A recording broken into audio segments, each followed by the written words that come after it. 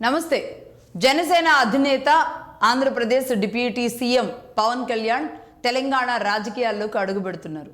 తెలంగాణలో త్వరలో జరగబోయే మున్సిపల్ ఎన్నికల ప్రచారంలో బీజేపీ తరపున పాల్గొనబోతున్నారా అంటే ఒక రకంగా తెలంగాణలో జనసేనకి ఊపిరిపోసినట్టే.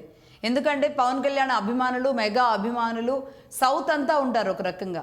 ఆయన మొన్న మధ్య తమిళనాడు వెళ్ళినా, దానికి ముందు బెంగళూరు వెళ్ళినా, ఇటు తెలంగాణకు వచ్చిన సౌత్లో ఉన్న ఈ 4 రాష్ట్రాల్లో కూడా ఆయన వేవ్ అనేది అలా ఉంటుంది.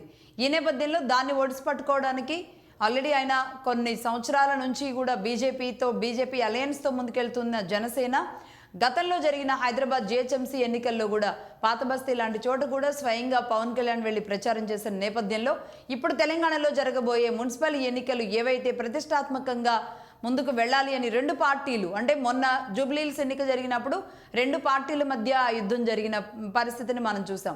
అంటే కాంగ్రెస్ బీఆర్ఎస్ మధ్య జరిగింది. ఇప్పుడు బీజేపీ కూడా తను ముందుకి గట్టిగా వెళ్ళాలి అంటే కనుక ఆ ఇమేజ్ ఉన్న పర్సన్ బీజేపీకి కూడా కావాల్సిన అవసరం ఉంది.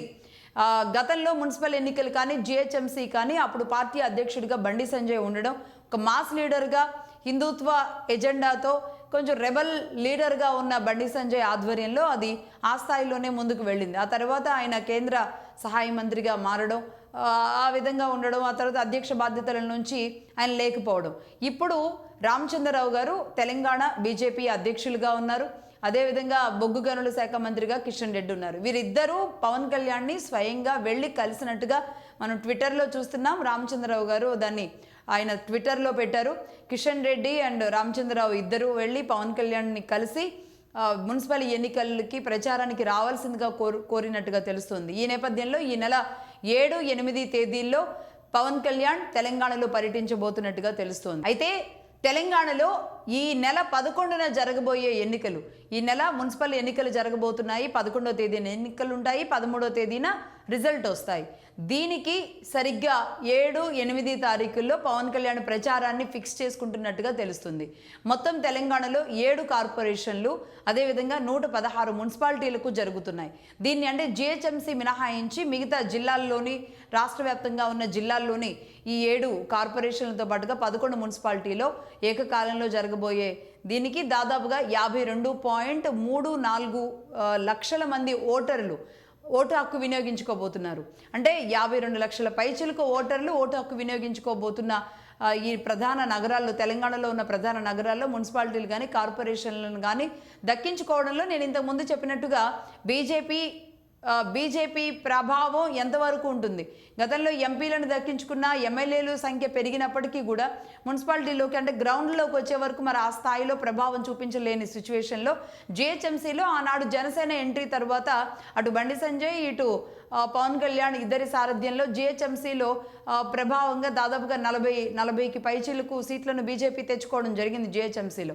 అదేవిధంగా ఇప్పుడు ప్రాంతాల్లో, పట్టణాల మీద కూడా, తెలంగాణలోని పట్టణాల మీద కూడా ప్రభావం చూపించడానికి, అక్కడ కూడా ఫోకస్ చేయడానికి, పవన్ కళ్యాణ్ దింపడానికి బీజేపీ క్యాడర్ అయితే ప్లాన్ చేస్తున్నట్టుగా తెలుస్తుంది. ఈ నేపథ్యంలో మరి పవన్ కళ్యాణ్ ఇక్కడికి వస్తే కనుక ఎలా ఉంటుందో చూడాలి. మొన్న మధ్య ఆయన కొండగట్టు ఆంజనేయ స్వామి గుడికి వచ్చినప్పుడు తెలంగాణలో ఒక వేవ్ ఏ విధంగా మొదలైంది.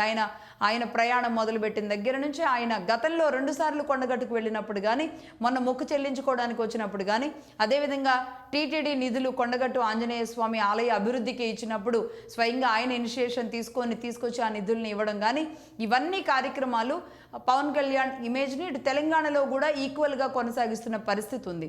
అదేవిధంగా ఆయన తమిళనాడుకు వెళ్ళినా, లేదంటే కర్ణాటకకు వెళ్ళినా కూడా అదే వేవ్, అదే పరిస్థితి కనబడుతుంది. ఈ నేపథ్యంలో మున్సిపల్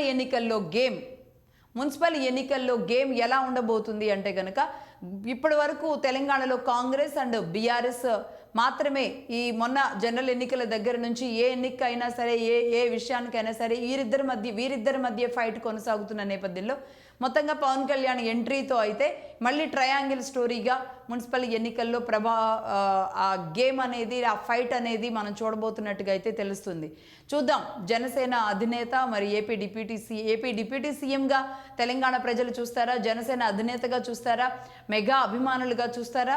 మున్సిపల్ ఎన్నికల్లో పవన్ కళ్యాణ్ బీజేపీ తరపున గ్రౌండ్లోకి దిగితే మరి ఆ వేవ్ ఎలా ఉంటుంది, దాన్ని ఎలా ఒడిసి పట్టుకోగలుగుతుంది ఇక్కడున్న తెలంగాణ బీజేపీ కూడా అనేది చాలా కీలక అంశం. 7, 8 తారీఖుల్లో పవన్ కళ్యాణ్ తెలంగాణలో ప్రచారంలో పాల్గొనబోతున్నారు అనేది వాస్తవం.